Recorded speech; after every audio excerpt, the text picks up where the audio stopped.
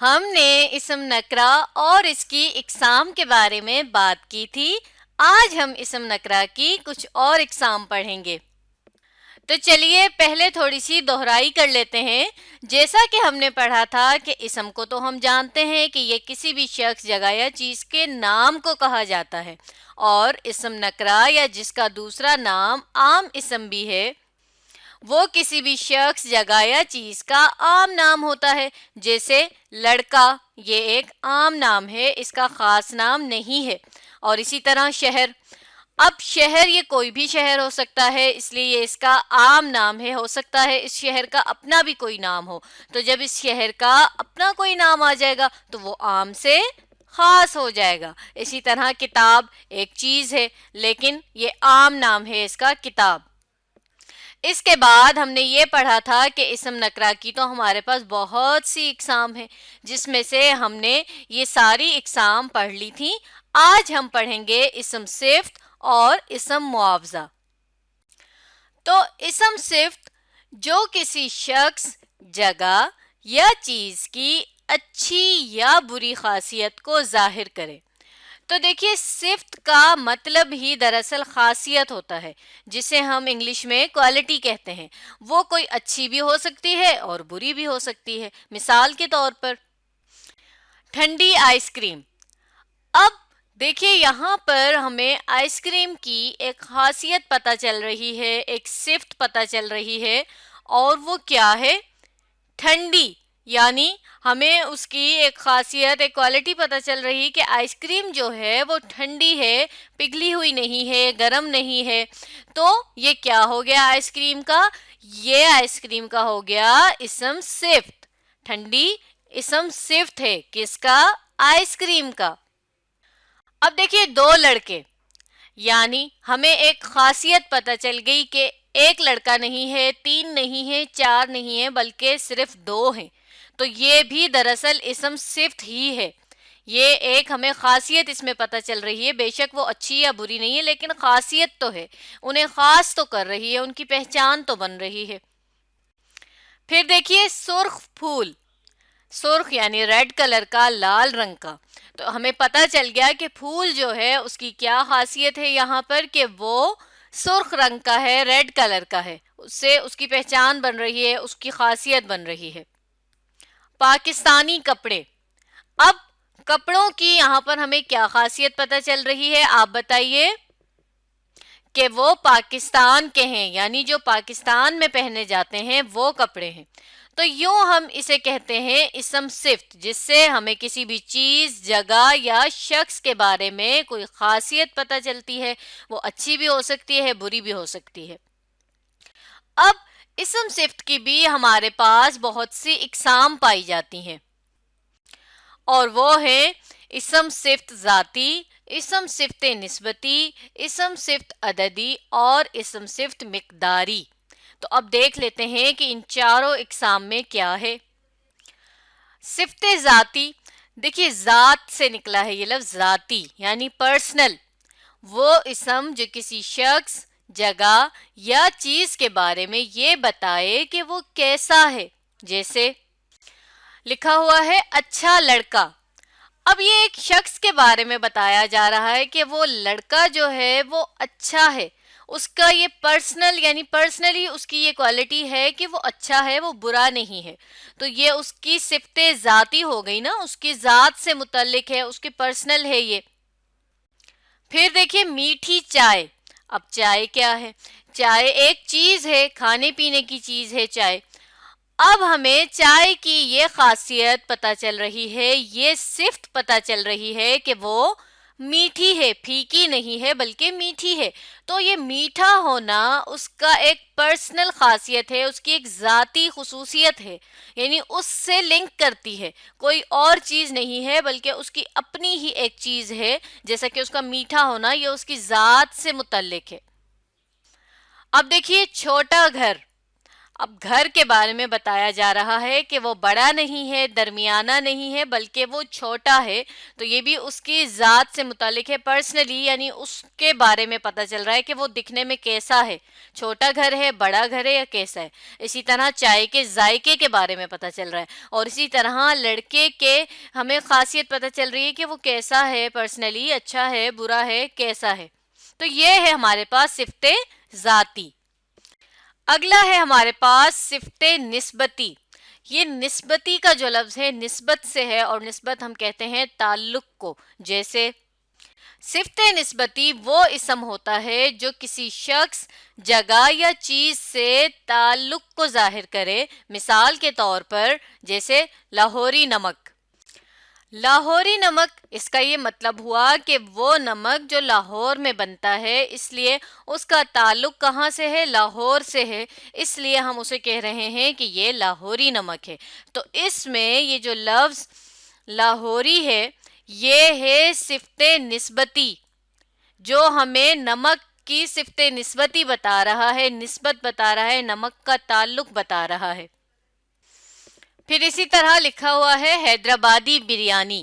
اس کا یہ مطلب ہوا کہ جو بریانی حیدرآباد میں بنتی ہے، یعنی جس کا تعلق حیدرآباد سے ہے. تو اس میں صفت نسبتی کیا ہوا؟ حیدرآبادی. بالکل صحیح. اور پھر دیکھیے لکھا ہوا ہے ایک نام ہے یہ حفیظ جالندھری. حفیظ جالندھری جنہوں نے ہمارے وطن کا ترانہ بھی لکھا ہے، اور وہ جو ہے بہت بڑے شاعر ہیں، قومی شاعر بھی کہا جاتا ہے انہیں، کیونکہ انہوں نے اپنی قوم کے لیے بہت زیادہ شاعری کی ہے. اب دیکھیے،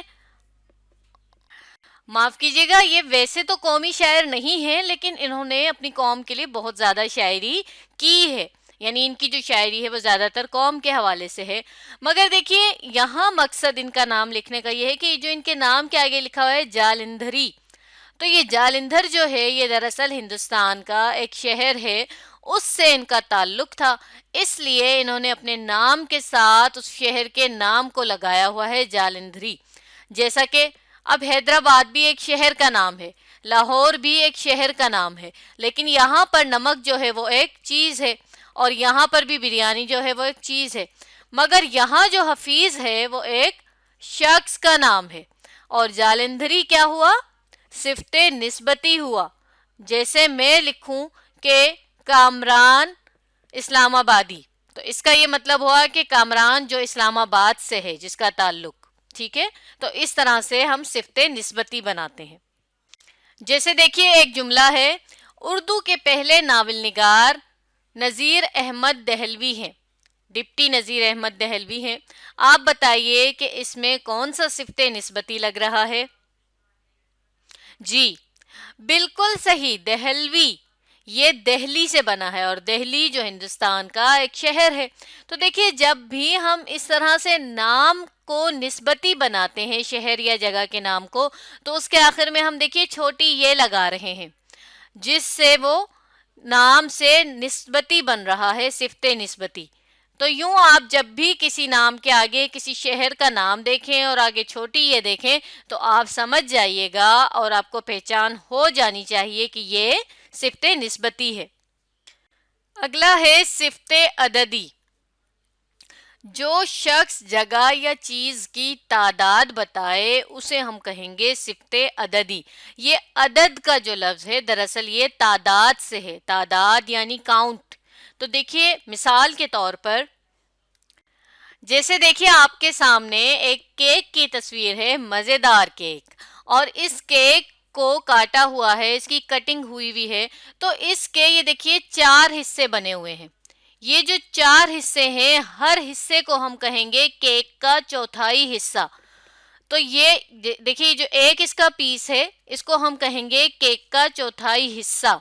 تو یہ جو ہم اس کی تعداد بتا رہے ہیں یہ دراصل اس کی صفت عددی ہو گئی.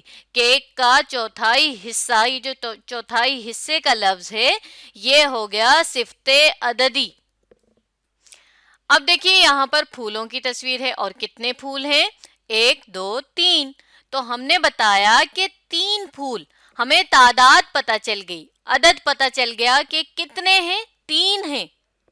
پھر 4 لڑکے، تو ہمیں یہاں پر بھی تعداد پتہ چل رہی ہے. تو وہ الفاظ جن کے ذریعے ہمیں پتہ چل رہا ہو کہ کتنی تعداد ہے تو اسے ہم کہتے ہیں کہ یہ سب صفت عددی ہیں. اگلا ہے ہمارے پاس صفت مقداری، جو کسی شخص، جگہ یا چیز کی مقدار بتائے. مقدار یعنی کوانٹٹی، کتنا ہے، تھوڑا سا ہے، زیادہ ہے، کم ہے، کیا ہے. جیسے یہاں پر ایک تصویر ہے، جگ میں بھی پانی ہے اور گلاس میں بھی پانی ہے، لیکن دیکھیے جگ میں زیادہ سا پانی ہے اور گلاس میں تھوڑا سا پانی ہے. تو ہم جب بتا رہے ہیں کہ جگ میں تھوڑا سا، معاف کیجیے گا، جگ میں زیادہ سا اور گلاس میں تھوڑا سا، تو یہ جو تھوڑا سا اور زیادہ سا، یہ دراصل ہم اس کی مقدار بتا رہے ہیں. ہم اسے یہاں پر گن نہیں سکتے. پانی ایک ایسی چیز ہے جسے ہم کاؤنٹ تو نہیں کر سکتے. تو ہم لکھیں گے زیادہ سا پانی، یعنی جگ میں زیادہ سا پانی. تو یہ جو زیادہ سا ہے یہ پانی کی صفت مقداری ہے. پھر دیکھیے تھوڑے سے لوگ، یعنی ہو سکتا ہے 4 ہوں، 5 ہوں، اب ہم انہیں گن نہیں پا رہے لیکن ہم نے بتا دیا کہ تھوڑے سے ہیں، ہو سکتا ہے 7 8 ہوں، 10 ہوں بس. اسی طرح بہت زیادہ جگہ، اب جگہ کو ہم گن نہیں پا رہے کہ کتنی ہے تو ہم نے کہہ دیا بہت زیادہ. تو یہاں پر یہ جو بہت زیادہ ہے، یہاں پر تھوڑے سے ہے، یہ تینوں جو ہیں دراصل صفت مقداری ہیں، ہمیں کسی چیز کی مقدار بتا رہے ہیں. تو دیکھیے ہمیں کیا فرق پتہ چلا کہ صفت عددی میں ہمیں ایگزیکٹ پتہ چل جاتا ہے کہ کتنی چیز ہے، کتنے لوگ ہیں، کتنی جگہ ہے وغیرہ، جبکہ صفت مقداری میں ہمیں نہیں پتہ چلتا، بلکہ ہم تھوڑا سا، زیادہ سا، بہت زیادہ، کم، اس طرح کے الفاظ کے ذریعے چیز کا حساب لگاتے ہیں اور اسے ہم کہتے ہیں مقدار. اب اگلا ہے ہمارے پاس اسم معاوضہ، وہ اسم جو کسی کام کی قیمت کو ظاہر کرے. جیسے کپڑوں کی سلائی کیا ہے، جیسا کہ میں درزی سے پوچھ رہی ہوں، تو اب میں نے یہ نہیں کہا کہ کپڑوں کی سلائی کی قیمت کیا ہے، بلکہ قیمت کی جگہ اس کا، یعنی کپڑوں کی سلائی کا معاوضہ معلوم کرنے کی جگہ میں نے لفظ استعمال کیا سلائی. کپڑوں کی سلائی کیا ہے، یعنی میں پوچھنا چاہ رہی ہوں کہ کپڑے سینے کی کیا قیمت ہے، کیا معاوضہ ہے. تو یہ ہمارے پاس جتنے بھی شعبے ہیں، ہر شعبے کے لیے الگ طرح سے استعمال کیا جاتا ہے. جیسا کہ کپڑے سینے کا کام درزی کا ہے، تو سلائی دراصل سلنا. سلائی کس کا، یعنی سلائی کا اسم مصدر کیا ہے، کام کیا ہے، سلنا. تو سلنا سے سلائی. اگلی مثال دیکھیے، چاولوں کی دیگ کی پکوائی کیا ہے. تو اب یہاں پر میں یہ بھی بول سکتی تھی کہ چاولوں کی دیگ کتنے میں پکوائی جائے گی یا پکوائی جا سکتی ہے وغیرہ. لیکن یہاں پر یہ جو پکوائی کا لفظ ہے، یہ بھی دیکھیے خاص پکوانے سے، اس کا اسم مصدر کیا بنے گا، پکانا. پکانا سے یہ پکوائی ہے. تو پکوائی دراصل یہاں پر قیمت کے لیے استعمال ہو رہا ہے، معاوضے کے لیے استعمال ہو رہا ہے. اسی طرح کتنے میں کپڑے دھلوائے ہیں یا کپڑوں کی دھلوائی کیا ہے، تو یہ دھلوائی یہ کیا ہے، یہاں پر اسم معاوضہ یا چیز کی قیمت کو، کام کی قیمت کو ظاہر کر رہا ہے. چیز کی قیمت کو نہیں، معاف کیجیے گا، کام کی قیمت کو. یعنی جب بھی ہم کسی اسم کے ذریعے کام جو بھی ہو رہا ہے اس کی قیمت پوچھیں، اس کا معاوضہ پوچھیں، تو ہم کہتے ہیں کہ یہ اسم معاوضہ ہے. اب آپ نے اس ویڈیو کو دوبارہ دیکھنا ہے اور اسم نکرہ کی اقسام کو سمجھنے کی کوشش کرنی ہے.